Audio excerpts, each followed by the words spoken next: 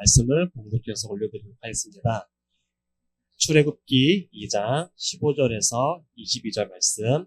예고방이 히브리 산파 시프라라 하는 사람과 부하라 하는 사람에게 말하여 이르되 너희는 히브리 여인을 위하여 해산을 도울 때에 그 자리를 살펴서 아들이거든 그를 죽이고 딸이거든 살려두라. 그러나 산파들이 하나님을 두려워하여 예고방의 명령을 어기고 남자 아기들을 살린지라.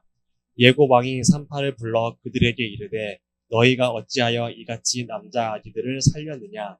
산파가 바로에게 대답하되 히브리 여인은 예굽 여인과 같지 아니하고 권장하여 산파가 그들에게 이르기 전에 해산하였더이다 하매 하나님이 그 산파들에게 은혜를 베푸시니 그 백성은 번성하고 매우 강해지니라. 그 산파들은 하나님을 경외하였으므로 하나님이 그들의 집안을 흥왕하게 하신지라. 그러므로 바로가 그의 모든 백성에게 명령하여 이르되 아들이 태어나거든 너희는 그를 나일강에 던지고 딸이거든 살려두라 하였더라. 아멘. 주보에 보시면 제목이 나와있죠. 우리 같이 제목을 한번 읽어봤으면 좋겠습니다. 설교 제목을 읽어보도록 하겠습니다. 시작. 할렐루야. 저는 오늘 말씀을 준비하면서 어떤 집사님의 글을 보게 되었습니다. 이분의 이름은 이승아라는 집사님입니다.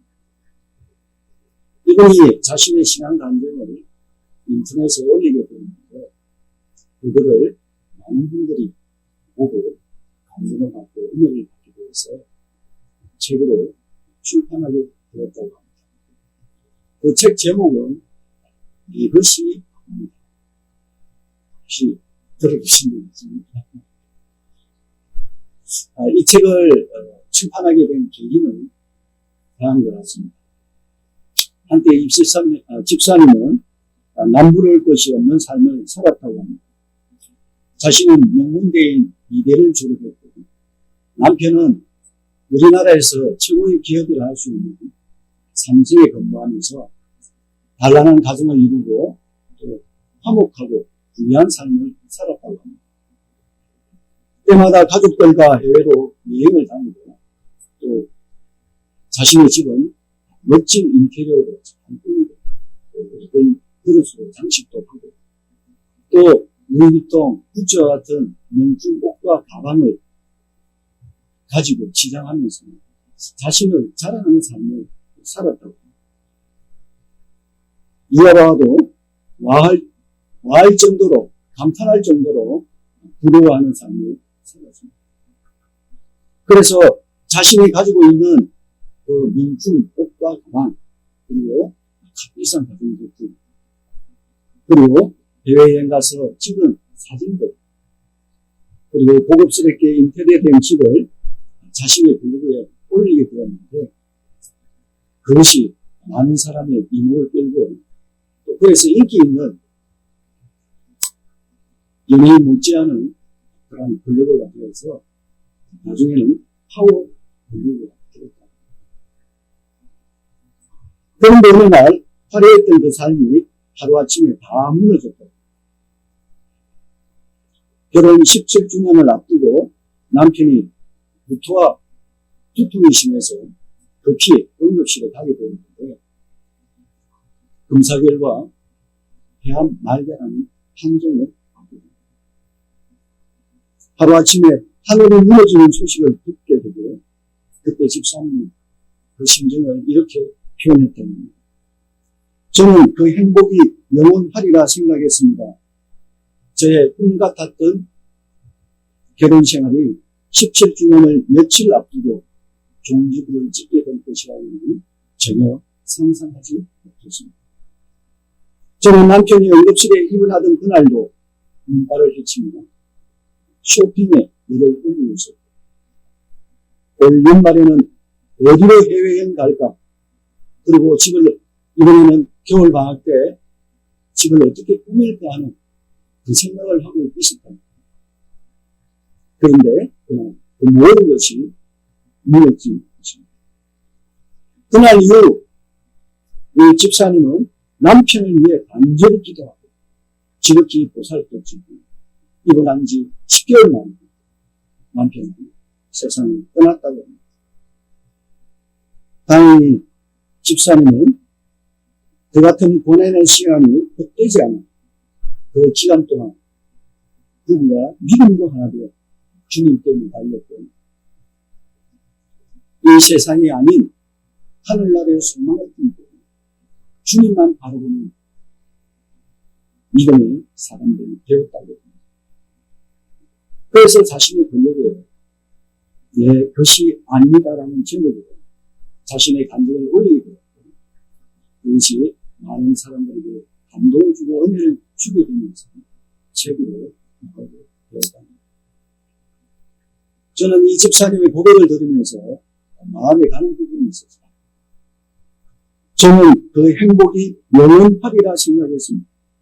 제 꿈 같았던 결혼 생활이 17주년을 며칠 앞두고 종교를 찍게 될 것이라고는 전혀 상상하지 못했습니다.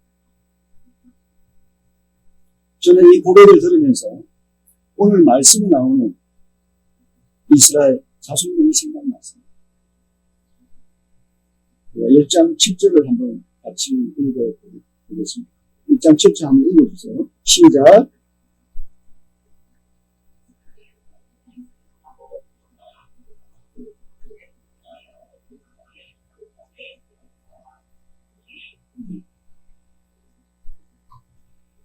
이스라엘 자손은 생육하고 불어나 번성하고 매우 강하고 온 땅에 가득합니다.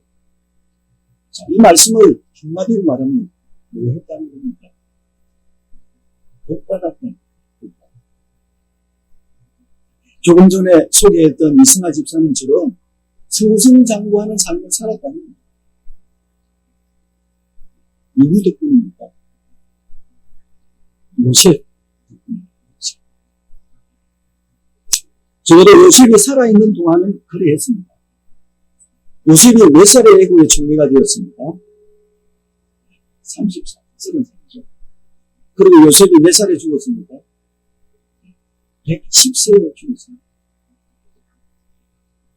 그러니까 요셉이 애국의 총리가 된 이후 최소한 90년 이상은 90년 동안에는 이스라엘 자손들이 할렐루야 하면서 살았답니다. 요셉 덕분에 정말 쉽게 말하면 잘 먹고 잘 살았답니다. 그런데 한번 상상해 보십시오. 추운 겨울날 어떤 청년이 집에서 편안하게 침대에 누워가지고 행복한 꿈을 꾸고 자고 있는데 누군가 들어와서 찬물로 얼굴에 거부었다고 생각해 보십시오. 정신이 없고 얼마나 놀랍겠습니까? 제가 과거에 아주 가끔씩 애들이 깨울 때가 있었습니다. 그때는 찬물 바가지가 아니고 치킨으로. 지금 이스라엘 자손들에게 이런 일이 일어났다는 거예요. 13절, 14절 한번 찾아서 우리가 읽어보도록 하겠습니다. 시작.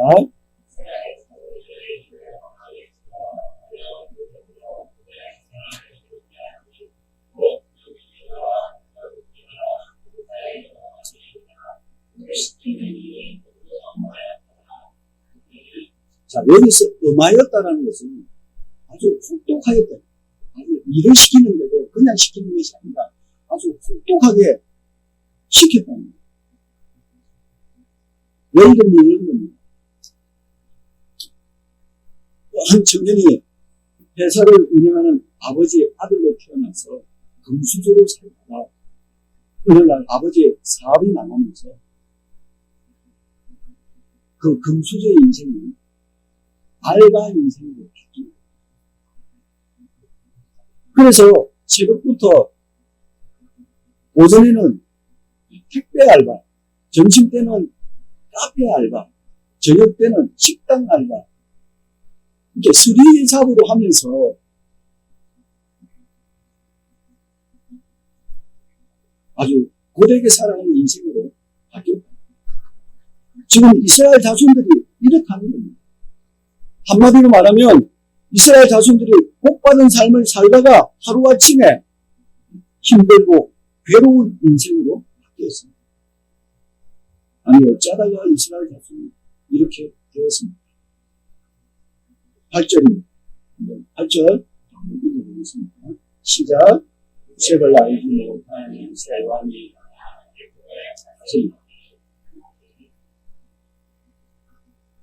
말씀을 읽을 때마다 좋습니다. 이스라엘 자손들이 이렇게 중노동을 하면서 괴롭게 살아가게 된 것은 요셉을 알지 못하는 새 왕이 일어났기 때문에 요셉을 알지 못하는 새 왕이 그 말을 다르게 바꾸면 요셉이 누구인지 아는 왕이 애국을 통치하고 있었을 때는 어떻다는 겁니까? 이스라엘 자손에게 아무런 문제가 없었다는 거예요. 행복한 삶을 살았다는 거예요. 사람들은 요셉을 어떻게 평가하고 있습니까? 창세기 39장 2절, 3절, 23절에 보면 요셉에게 꼬리표처럼 따라가는 수식어가 있었습니다. 여호와께서 범사에 형통하게 하셨다. 여호와께서 범사에 형통하게 하셨다.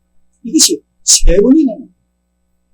그러니까 다른 이방 사람들이 볼 때, 다른 민족 사람들이 볼 때 요셉을 보니까 야, 저 사람은 정말 범사에 하나님께서 형통케 하는 사람이야 라고 인정할 정도로 그런 사람이었던 거죠.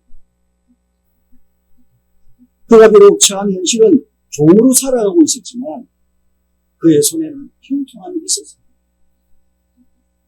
여러분은 요셉을 어떻게 생각하십니까? 요셉 하면 많은 분들이 나도 요셉처럼 그런 인생을 살고 싶다. 그러지 않습니까? 뭘 모델로 생각합니다. 여러분, 요셉처럼 형통한 삶을 살고 싶을 것입니다. 우리는 우리의 사랑하는 자녀의 앞길이 형통하기를 바라지 않습니다. 나의 가정이 내가 하는 일에 정말 형통하기를 우리는 바라고 기도하고 있습니다. 그러나 하나님 우리의 삶을 형통하게 달라고 기도하기 전에 우리가 오늘 창세기 39장을 말씀을 보면 그 앞에 먼저 나오는 말씀이 있어요. 그것이 바로 하나님께서 함께 해달라고 기도해야 된다는 거예요. 함께 하나님이 요셉과 함께 하심으로 범사에 형통케 되었다. 창세기 39장을 보면 요셉이 범사에 형통하였다는 말보다 하나님이 함께 하심이라는 말씀이 먼저 나옵니다.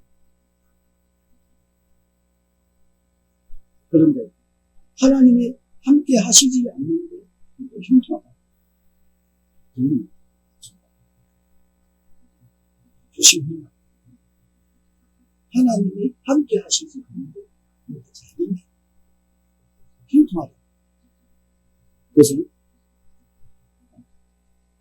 정말 위험하죠. 그 끝이 좋지 않을 수 있습니다.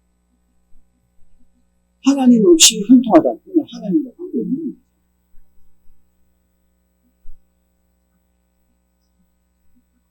여러분은 어떤 사람이 되고 싶습니까? 또 어떤 사람으로 평가받고 싶습니까?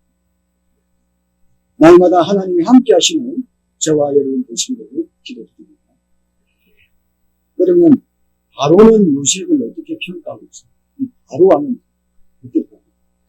창세기 41장에 보면 바로가 꿈을 꾸게 됩니다. 꿈 이야기가 나와요.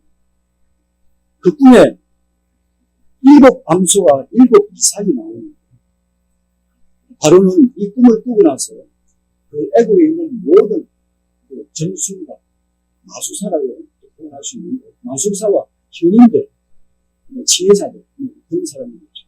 그 사람을 다 모아서 자기의 꿈을 해석하도록 요청합니다. 근데 꿈을 해석하는 사람이 아무도 없어요. 그러자 술 맡은 관원장이 이제 요셉을 추천하게 되고, 그러면서 바로가 요셉을 만나게 되고, 요셉을 꿈이 바로 7년, 흉년이고 7년, 흉년이 되고 했습니다. 그러자 바로가 요셉은 애국의 총리가 되고, 이 바로왕은 요셉을 이렇게 평가합니다. 창세기 41장 38절 39절입니다. 바로가 그의 신하들에게 이르되 이와 같이 하나님의 영에 감동된 사람은 우리가 어찌 찾을 수 있으리요. 요셉에게 이르되 하나님이 이 모든 것을 내게 보이셨으니 너와 같이 명철하고 지혜 있는 사람. 바로는 요셉을 향하여 야, 너 요셉 정말 하나님의 영에 감동된 사람이야. 너는 지혜와 명철이 정말 있는 사람이구나. 평가해. 그리고 요셉을 애굽의 총리로 세우는 거죠. 그래서 애굽에 내려와 살고 있는 이 요셉의 가족들은 아마도 이 요셉 덕분에 지극히 대접을 받으면서 아마 애굽에서 살았을 것입니다. 얼마나 그 요셉의 가족들이 대접을 받고 그 애굽 땅에서 뜬뜬거리며 살지 않았겠습니까? 그런데 그런 시간이 몇 년이 지났을까요? 최소 90년 이후에는 어떻게 됐습니까? 그 시간이 지나고 나서 요셉을 알지 못하는 새 왕이 등장하게 됩니다. 새 왕이 등장하면서 그 상황은 완전히 뒤집어졌습니다. 새 왕은 이스라엘 자손들을 바라보는 눈길이 달랐어요.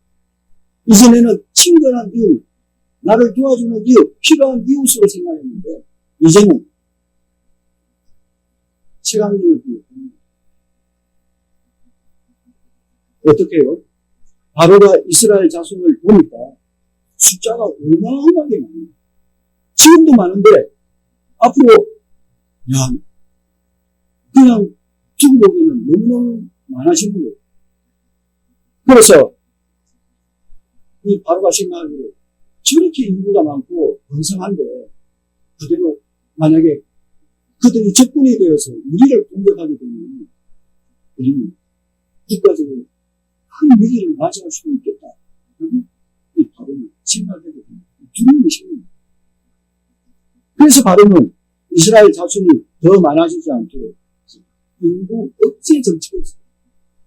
그 첫 번째 정책이 바로 혹독하게 일을 시킵니다. 바로는 이스라엘 자손들이 번성하지 못하도록 특보성을 건축했어요. 성을 건축했어요. 그리고 여러 가지 용사일을 시켰어요. 그러면 바로의 계획이 어떻게 됐어요?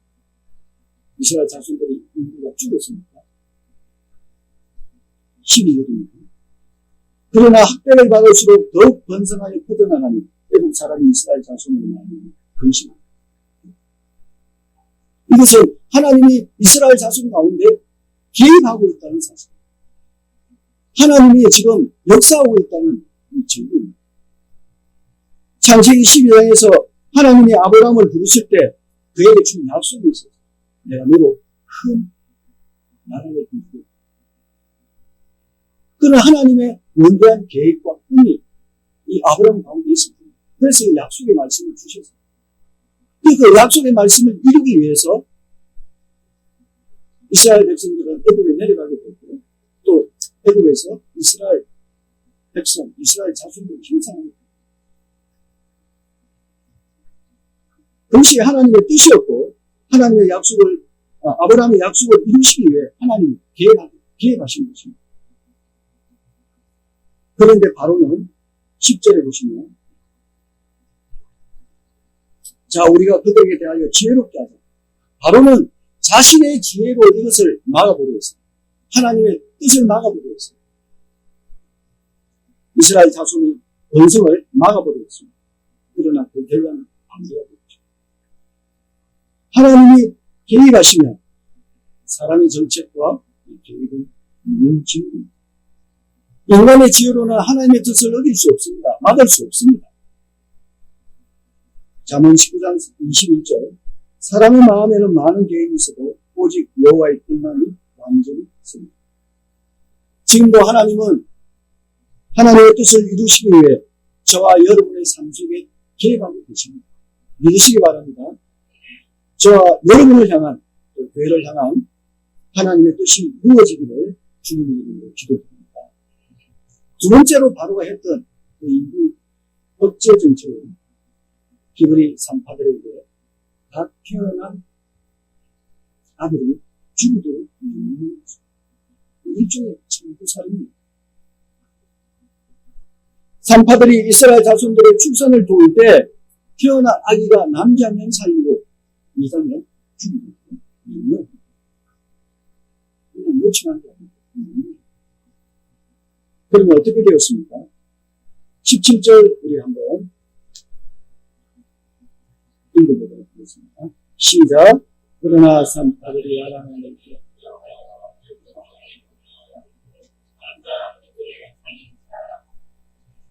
네. 자, 17절과 21절을 보면 산파들이 하나님을 경외했기 때문에 바로의 경우에 숲으로 되었습니다.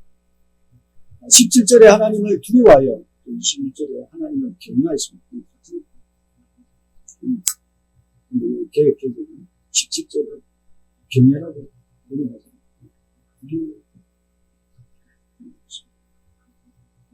누가 하나님을 경외했습니까? 산파들. 산파들 이름이 뭐죠? 말씀을 보세요. 십부라라. 우리는 이 히브리 산파들의 이름을 기억할 필요가 있습니다. 여러분은 이 산파들의 신앙을 보면서 대단하다고 생각하지 않습니까? 17절에 보세요. 그러나 산파들이 하나님을 두려워하여 애굽 왕의 명령을 어기고 남자 아기를 살립니다. 하나님을 경외한 이 산파들의 신앙이 놀라운 이유는 아브라함과 비교해보면 알 수 있습니다. 이 경외라는 단어가 성경에 제일 먼저 나오는 창세기 22장입니다. 자, 12절. 창세기 22장 12절에는요, 제가 읽어드리겠습니다. 사자가 이르시되 그 아이에게 내 손을 떼지만 그에게 아무 일도 하지 말라. 내 아들 내 독자까지도 내게 아끼지 않는 것은 내가 이제야 네가 하나님을 경외하는 줄. 이 창세기 22장 말씀하시죠. 여기서 우리가 주목해야 될 단어가 이제야랍니다. 이제야. 내가 이제야 네가 하나님을 경외하는 줄 압니다. 이 말은 무슨 뜻입니까? 그 전에는 아브라함이 하나님을 경외하는지 경외하지 않는지 하나님을 확신을 가지지 못했답니다. 아리송하답니다. 그래서 하나님을 시험한 거죠. 내 복자 이삭을 돌아보자. 그동안 아브라함은 어떻게 살았습니까? 결론부터 말하면 아브라함은 하나님을 경외하는 삶을 살지 못했습니다. 아브라함은 75세에 하나님의 부름을 받고 가나안 땅에 들어갔습니다. 달바를 알지 못하고 믿음을 없이 위해서 가나안 땅에 들어갔죠. 하나님은 그것을 그 아브라함의 순종을 기쁘게 받으시고 그를 믿음의 조상으로 세웠습니다. 하지만 아브라함은 큰 축복을 받았지만 실망하게 됩니다. 그는 자신이 죽을까봐 주머니나 아내를 미워하셨습니다. 그리고 하나님께서 내 몸에서 날 자가 내 상속자가 될 것이라고 약속의 말씀을 주셨죠. 그리고 내 자손이 묵별과 같이 많으리라고 또 약속의 말씀을 주셨지만 그는 믿지 못했습니다. 그래서 자신의 방식으로 세상 방식을 따라서 여종 하가를 통해서 이스마엘을 낳기로 했죠. 아브라함은 순종함으로 믿음의 발걸음을 떼었지만 그 믿음이 뿌리 내지 못했습니다. 창세기 17장에서 하나님은 아브라함에게 찾아오셔서 이제 언약의 표징으로 할례를 행하게 하고 자기 아내 이름을 사라로 개명도 시켜주시고 또 사라 몸에서 아들을 낳을 것이라고 약속의 말씀을 또 하셨지만 아브라함과 사라는 웃으며 이 말을 믿지 않았습니다. 왜냐하면 현실적으로 보면 아브라함은 나이가 이제 100살이 거의 되었어요. 그리고 사라는 생리가 떨어져서 이제 분리해요. 출산하지 못해요.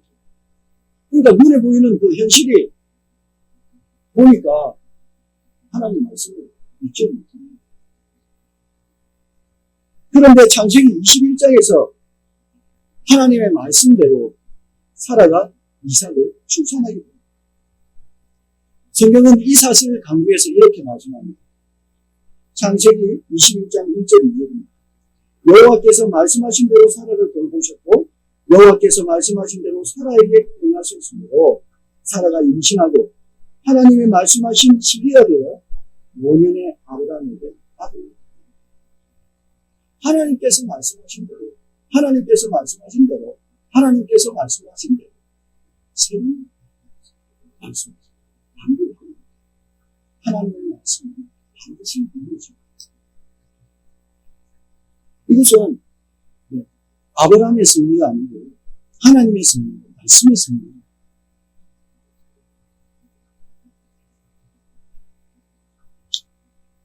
아브라함은 그때야 비로소 하나님의 말씀을 믿게 됐어요.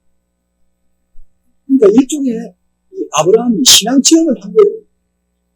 그동안 하나님이 여러 번 약속의 말씀을 주셨는데 내 몸에서 날짜가 내 30년 될 것이라고 했지만 아브라함은 믿지 않았어요.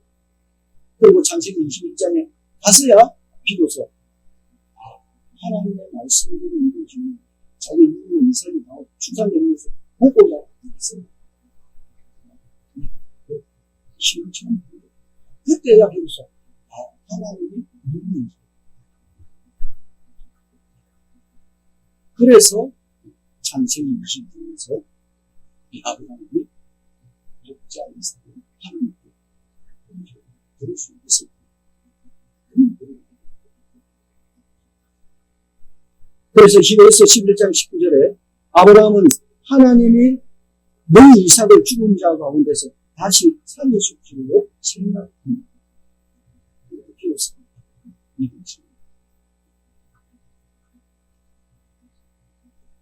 하나님은 내가 이제야 너가 하나님을 경외하는 줄 아니라고 하셨습니다. 여러분, 아브라함이 하나님을 경외하는 것과 산파들이 하나님을 경외하는 것은 다른 것입니까? 아닙니다. 같습니다. 차이점은 아브라함은 길게 설명해도 사람이 산파들은 짧게 오히려 산파들 신앙이 아브라함보다 더 좋았습니다. 아브라함은 그 현실의 벽을 뛰어넘을 수 없었습니다. 그런 신앙입니다. 산파들은 바로의 명령을 어기면 죽을 수 있는데도 하나님을 경외함으로 바로의 명령을 어기고 악의 신앙을 살렸습니다. 현실을 초월한 것입니다. 이 산파들의 신앙은 우리가 잘 아는 주님, 에스겔, 수님의 신입니다. 다니엘과 세 친구처럼 우상숭배를 하지 않고 우상숭배를 거부하고 후무불에 들어간 순교의 신입니다. 그래서 성경에 그 이름이 기록되어 있죠. 산파들 이름이 뭐라고요? 십더라와. 만약 여러분의 이름이 성경책에 기록되어 있다면 여러분 마음을 주셔서 영광 중에 영광입니다. 여러분의 이름도 생명책에 기록되어 있는 줄 믿습니다. 그러면 어떻게 해야 하나님을 경외하는 삶을 살 수 있습니까? 성경에는 하나님을 경외하라는 말씀이 너무나 많습니다. 창세기부터 요한계시까지 전체적으로 다 나와 있습니다. 그러나 특히 시편과 잠언에 하나님의 경외에 대한 부분이 많이 있습니다. 잠언은 아버지가 아들에게 주는 하나님을 어떻게 경외해야 되는지를 알려주는 책이 잠언입니다. 잠언서 말씀을 많이 읽으십니다. 그 잠언서에 보면 여호와를 경외하는 것이 지혜의 근본이다, 지식의 근본이다, 악을 떠나는 것이다, 하나님을 찾는 것이다, 죄를 범하지 않는 것이다. 다양한 표현입니다. 또 다양한 결과가 있습니다. 그런데 이 경외라는 단어는 하나님과의 관계에서 사용하는 표현입니다. 하나님과의 관계에서 사용하는 표현. 그래서 이 경외를 한자로 보면 공경할 겸 두려워할 믿음. 17절에 산파가 하나님을 두려워했어요. 근데 이 경외를 너무 두려운 것에 초점을 맞추는 거예요. 두렵다. 하나님을 두려워했다. 산파들이 하나님을 두려워했다니까 우리가 무슨 공포영화처럼 꼬르치고 막 벌벌 떨고 무서워하고 그게 아니에요. 거룩한 두려움 그렇게 표현하는 거죠. 이 경외라는 단어가 하나님과의 관계에서 사용하는 표현이라고 했죠. 우리가 일상적으로 생활하면서 관계를 많이 맺고 살아가고 있죠. 부모와 자녀에게, 친구와 친구에게, 선생님과 제자에게, 또 남자와 여자에게, 남편과 아내에게 여러 가지 관계를 살펴볼 수 있습니다. 그런데 서로와의 관계가 서먹서먹하고 안 좋은데 그 사람을 믿고 따를 수 있습니다. 따를 수 있죠. 내가 하나님을 잘 알지도 못하는데 내가 하나님의 뜻에 관심이 없는데 하나님을 경외하며 살 수 있습니다. 우리가 누구 말을 먼저 듣게 돼요? 친한 사람한테, 친한 사람, 친구 말을 그 사이에 듣게 되잖아요. 측면에 아무도, 굳이 처음 본 사람에게 부탁을 하면, 너희들 부탁 들어주니까, 내가 아는 사람이야. 나하고 친한 사람이 나한테 무슨 부탁을 하면, 들어주십니다. 교회는 하나님이 어떤 분인지 아는 사람이 취하게 되는 신앙의 태도입니다. 교회는 하나님이 어떤 분인지 아는 사람이 취하게 되는 신앙의 태도.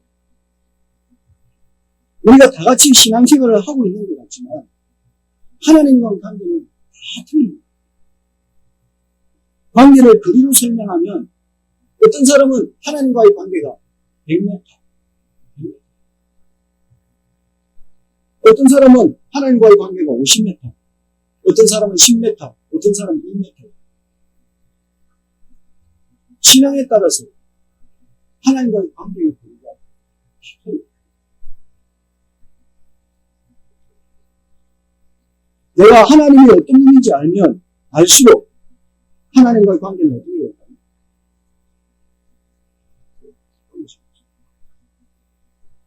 친밀한 관계입니다. 하나님은 누구의 기도를 더 잘 들어주실까요? 기도하실 때 하나님께 물어보시고 하나님, 제가 하나님과 어느 정도 거리에 있습니다. 물어보시고 제가 좋아하는 말씀 중에 요한복음 17장 3절이 있습니다. 영생은 유일하신 참 하나님과 그가 부르신 자 예수 그리스도의 이름이십니다. 산파들은 하나님이 어떤 분인지 알고 있었기에 왕의 명령을 위해 자기들을 살렸습니다. 그들은 어떤 하나님으로 알고 있습니까? 지금도 살아계시는 분으로 알고 있었습니다. 산파들이 목숨 걸고 애국 왕의 그 명령을 거부하고 아기들을 살린 것은 하나님의 살아계심을 체험적으로 알고 있었기 때문에 머리로 한 것이 아니고 지식으로 배워서 한 것입니다. 하나님이 산파들의 꿈에 나타나서 너 애굽 왕의 명령 어겨 내가 책임질게 라고 하나님이 나타나서 산파들에게 말씀하신 것입니다. 하나님은 눈에 보이지 않는 영이신 분입니다. 그러나 무소부재하십니다. 여기도 계시고 내가 가는 곳곳마다 내가 어디에 있든지 그것을 함께 하시는 분입니다. 산파들은 비록 눈에 보이지 않지만 하나님의 살아계심을 알고 있기 때문에 애굽 왕의 명령을 따르지 않습니다. 누가 저에게 하나님을 경외하는 사람이 되려면 어떻게 해야 합니까? 라고 질문한다면 저는 하나님의 살아계심을 의식하며 사는 삶이라고 말씀드리겠습니다. 저와 여러분이 어떻습니까? 살아계신 하나님의 의식으로 사시는 마음에 부담이 있고 소리가 있고 걱정이 있고 근심이 있습니다. 저는 바로 걱정하고 근심하는 건 사람이 누구나 다 당연하게 하는 거 아닌가 생각했어요. 그렇지 않습니다. 그래서 회개죠. 그래서 하나님의 살아계심을 내가 아직도 체험하지 못했거나 믿지 못했거나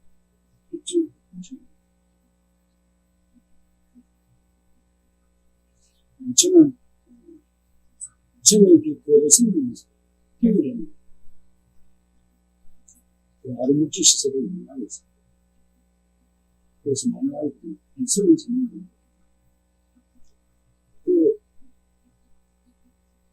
센터 일을 사실은 일이 굉장히 많습니다. 아이들을 놀이를 돌보고 학습시키고 또 문화체험을 하고 캠프를 하고 일이 굉장히 행정을 해보신 분은 아시겠지만 행정이 시간이 많이 걸립니다. 또 재정적인 부분이 있어서 전압해야 되죠. 그러다 보니 일을 할 때는 정말 정신이 없어요. 그래서 머리 나가고 그래서 그런 일을 사무실에서 집중해서 이제 일을 하다 보니까 그러니까 그 일에 파묻혀가지고 하나님의 계시다, 하나님이 도와주시다 그 생각을 못한 거예요. 이거 어려운 일이 생기면 이거 어떻게 해야 되지 하고 고민하고 있는 거예요. 그러다가 어쩌다 내가 왜 이러고 있지? 주님이 있는데 나 주님 함께 하시는 거예요. 내가 주님께 도와달라고 기도하면 되는데 문제가 해결되는데 내가 왜 그렇지 않아? 중심이 없을 겁니다. 그래서 어떨 때는 회개하기도 하고 하나님이 내가 가는 곳곳에 또 내가 하는 일에 하나님께서는 관심을 갖고 있어요. 하나님이 나를 모르시는 것이 없어요. 그렇다고 해서 하나님이 살아계셔서 나를 다 보고 계시게 해서 CCTV 감시용 카메라처럼 그렇게 하나님을 신뢰하시면 안 됩니다. 하나님은 나와 동행하고 있어요. 내가 은밀한 일 가운데도 하나님이 동행하고 계십니다. 내가 실수하고 실패하고 내가 넘어질 때 하나님께서는 또 넘어집니다. 그렇게 정죄하는 분입니다. 참 배를 참여해서 안타까워하면서 도와주시고 옆에서 함께 하시는 분입니다.